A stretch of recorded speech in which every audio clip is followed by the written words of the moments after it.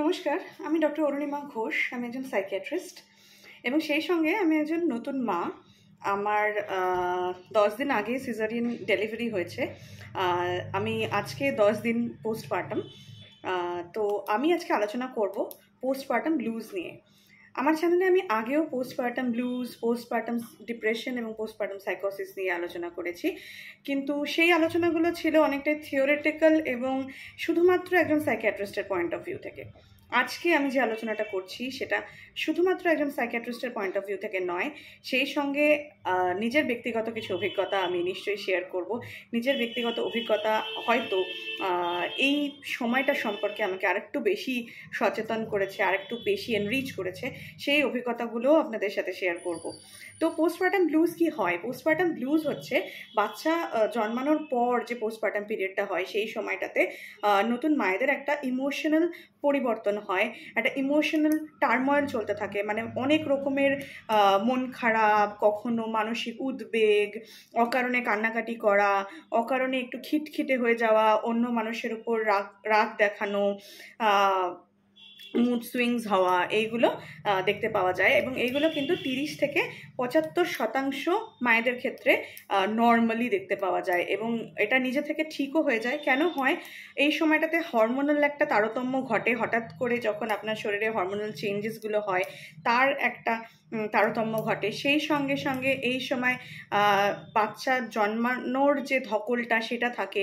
নতুন মাতৃত্ব নিয়ে খানিকটা অ্যাংজাইটি, খানিকটা ভয় আমাদের সবার থাকে যে নতুন যে দায়িত্বটা আমার কাছে এসে পড়ছে সেটা আমি ভালোভাবে পালন করতে পারবো কি না, এবং আমি বাচ্চাটাকে ঠিকমতো কেয়ার করতে পারবো কি না, আমার এই যে নতুন রোল, এই রোলটাতে আমি কতটা যোগ্য, আমার দ্বারা হবে কি না ব্যাপারটা, সেইটা প্রশ্ন, একটা ডাউট মানুষের মনে থাকে।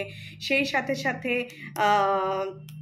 যেটা খুব ইম্পর্ট্যান্ট সেটা হলো, যেহেতু এটা একটা নতুন অভিজ্ঞতা, সেজন্য অনেক ধরনের ওভারওয়েলমিং ইমোশন থাকে।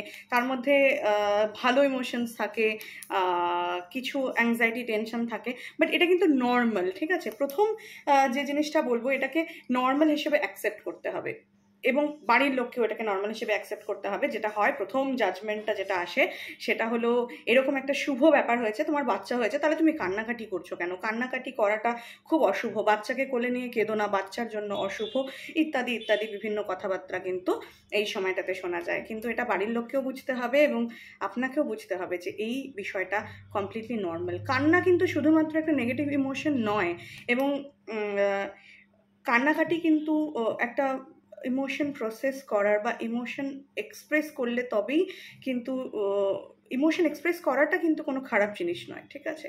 তো এই সময় কান্নাকাটি করা বা কান্না আসা খুবই নর্মাল একটা বিষয়। এটাকে প্রথমে নর্মাল হিসেবে অ্যাকসেপ্ট করতে হবে।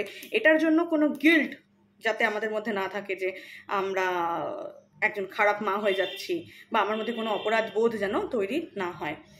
দ্বিতীয় ব্যাপারটা হচ্ছে যে এই সময়টাতে কিভাবে আস্তে আস্তে নিজেকে ঠিক করা যায় বা নিজেকে রিকভার করা যায়। আমি যে বিষয়টা নিয়ে খুব বেশি আমি হেল্প পেয়েছি সেটা হচ্ছে, আমার বরাবর একটা জার্নাল লেখার একটা অভ্যাস ছিল, যেটা প্রেগনেন্সি এবং পোস্টপার্টামে ভীষণভাবে আমাকে হেল্প করেছে। আমি একটা ডায়েরি নিয়েই গিয়েছিলাম নার্সিংহোমে, এবং যখনই আমি সময় পেয়েছি আমার বিভিন্ন ইমোশনস আমি নোট ডাউন করেছি। সেটা কখনো ডাউট হতে পারে, কখনো ভালো ইমোশনস, যেগুলো আমার মনে হয়েছে, অনেক রকমের ইমোশনস থাকে। তো যখন আমরা এগুলো লিখে ফেলি তখন আমাদের অনেকটা হেল্প হয়। তো আপনারাও ট্রাই করে দেখতে পারেন যে জার্নাল লিখলে কিন্তু অনেক সময় আমাদের এই ইমোশনগুলো প্রসেস করতে আমাদের সুবিধা হয়। আরেকটা বিষয় হলো একটু ফিজিক্যাল অ্যাক্টিভিটি নিয়ে যেটা বলার সেটা হচ্ছে, যদি আপনার কোনো কমপ্লিকেশন না থাকে, সিজারিয়ান সেকশনের পরেও কিন্তু আর্লি অ্যাম্বুলেশন কিন্তু ভালো। আর্লি অ্যাম্বুলেশনের ভালো দিকগুলো হচ্ছে, যখন আপনি হাঁটাচলা করতে শুরু করেন তখন যেটা হয় যে আপনার যে চেঞ্জেসগুলো হয় পোস্টপার্টামে, সেগুলোতে কিন্তু হেল্প করে। এই সময় ইউটেরাইন ইনভলিউশন হয়, মানে ইউটেরাসটা আস্তে আস্তে আগের জায়গায় ফেরত যেতে শুরু করে। এই সময় আমাদের বাবল মুভমেন্ট অনেক স্লো হয়ে যায়। আপনি যদি হাঁটাচলা করেন তাহলে সেটা ভালো হবে, মানে কনস্টিপেশনটা কম থাকবে। কনস্টিপেশন বেশি হলে কিন্তু সিজারিয়ানের যে কাটাটা থাকে সেটার উপর স্ট্রেন পড়াটা অ্যাকচুয়ালি কিন্তু ভালো ব্যাপার নয়। প্রচুর পরিমাণে নিজেকে হাইড্রেট করতে হবে, খাওয়া দাওয়া ঠিক করে করতে হবে।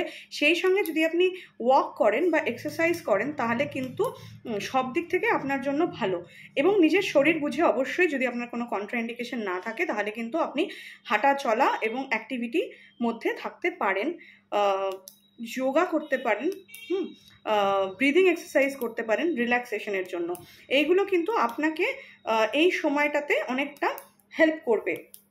সেই সঙ্গে খুব ইম্পর্টেন্ট, যদি পারেন এবং যদি পারেন না শুধু চেষ্টা করবেন বের করার, এবং বাড়ির লোকের এইখানেই একটা ভূমিকা, সেটা হচ্ছে কিছুক্ষণের জন্য মাকে একটু নিজের মতো সময় কাটাতে দেওয়া। মা হয়ে গেছে মানেই তুমি নিজের কোনো কাজ করবে না, নিজের মতো করে কিছু করবে না, এই যে এক্সপেকটেশনটা থাকে, এইটা কিন্তু বরং আরও খারাপ করে। আপনার যে নিজস্ব সময়, আপনি যদি পারেন বাড়ি আসার পরেই বাচ্চাকে দেখাশোনার সাথে সাথে কিছুটা সময় নিজের জন্য, কারণ বাচ্চা এই সময় অনেকক্ষণ ঘুমোয়, মানে সেটা হয়তো রাতে জাগছে দিনে ঘুমোচ্ছে, কখনো দিনে জাগছে রাতে ঘুমোচ্ছে, যেটাই হোক না কেন, কিন্তু বাচ্চা অনেকক্ষণ ঘুমোয়। এই মাঝখানে যে সময়টা যেরকম আপনি রেস্ট করবেন, সেই সঙ্গে সঙ্গে আপনি কিন্তু নিজে যেগুলো করতে ভালোবাসেন সেইগুলোতে কিন্তু সময় দিতে পারেন। সেগুলোতে সময় দিলে যেটা হয় সেটা হচ্ছে আপনার ওই এই সময়টাতে অ্যাডজাস্ট করতে আবার সুবিধে হয়। যে সময়টাতে ধরুন বাচ্চা ঘুমোচ্ছে, আপনি যদি আধা ঘন্টাও সময় পান, সেই সময় আপনি একটুখানি নিজের হাঁটা চলা, এক্সারসাইজ এগুলো করতে পারেন, অথবা নিজের বন্ধু বান্ধবের সাথে কানেক্ট করতে পারেন, তাদের সাথে কথা বলতে পারেন। যদি গান শুনতে ভালোবাসেন কেউ, তাহলে গান শুনতে পারেন। যদি মনে হয় যে কিছুটা সময় একটু সিনেমা দেখবেন, কারোর সাথে গল্প করবেন, যার সাথে গল্প করলে আপনার মন হালকা হবে, আপনি সেগুলো করতে পারেন। এইগুলো করলে কিন্তু আস্তে আস্তে আপনি নিজেকে ভালো রাখার যে প্রসেসটা সেটাতে চলে যাবেন। সবসময় মনে রাখতে হবে যে মা ভালো থাকলে তবেই বাচ্চা ভালো থাকবে। এবং এই সময় অনেক জিনিস নিয়ে অনেক রকমের ক্রিটিসিজম আসে, সেটা কখনো ব্রেস্ট ফিডিংকে নিয়ে, কখনো বাচ্চার বিভিন্ন জিনিসপত্রকে নিয়ে। সবসময় মনে রাখবেন আপনি বাচ্চার জন্য সব থেকে ভালো বোঝেন, এবং আপনি যখনই আপনার ডাউট থাকবে আপনি ডাক্তারের সাথে কথা বলে ব্যাপারটা ক্লিয়ার করার চেষ্টা করবেন। কারণ অনেক মিথ আমাদের সোসাইটিতে আছে, অনেক বিষয় নিয়ে অনেক ভুল ধারণা আছে, যেগুলো কিনা এই সময়টাতে চাপিয়ে দেওয়া হয়। এই সময়টাতে মায়েরা যেহেতু অনেক ইমোশনালি ভালনারেবল থাকে, তার উপরে যখন এই কথাগুলো আসতে শুরু করে, তখন কিন্তু তার যে নিজেকে ব্লেম করার যে পসিবিলিটি বা নিজেকে ব্লেম করার যে প্রবণতাটা, সেটা আরেকটু বেশি হয়, এবং সেই জন্যও কিন্তু আরও বেশি মন খারাপ লাগা, আরও বেশি কান্না পাওয়া, এগুলো বেড়ে যেতে পারে। সুতরাং পোস্টপার্টাম ব্লুজ নর্মাল, এটা নিজে থেকেই ঠিক হয়ে যায়। বাড়ির লোকের যেটা দায়িত্ব সেটা হচ্ছে দেখা যে পোস্টপার্টাম ব্লুজ কি পোস্টপার্টাম ডিপ্রেশনের দিকে যাচ্ছে। পোস্টপার্টাম ডিপ্রেশন 10 থেকে 15% ফিমেলদের হতে পারে। পোস্টপার্টাম ডিপ্রেশন নিয়ে আমি পরের ভিডিওতে আরও ডিটেলে আলোচনা করব। আজকে আমরা শুধু পোস্টপার্টাম ব্লুজ নিয়ে কথা বলছি। তো পোস্টপার্টাম ডিপ্রেশনে যদি যায় সেক্ষেত্রে কিন্তু চিকিৎসকের পরামর্শ নিয়ে ওষুধ খেয়ে ট্রিটমেন্ট করতে হবে। পোস্টপার্টাম ডিপ্রেশন নিয়ে আমরা পরবর্তীতে আলোচনা করব। পোস্টপার্টাম ব্লুজ নিয়ে আজকে আমি যতটা পারলাম আলোচনা করলাম।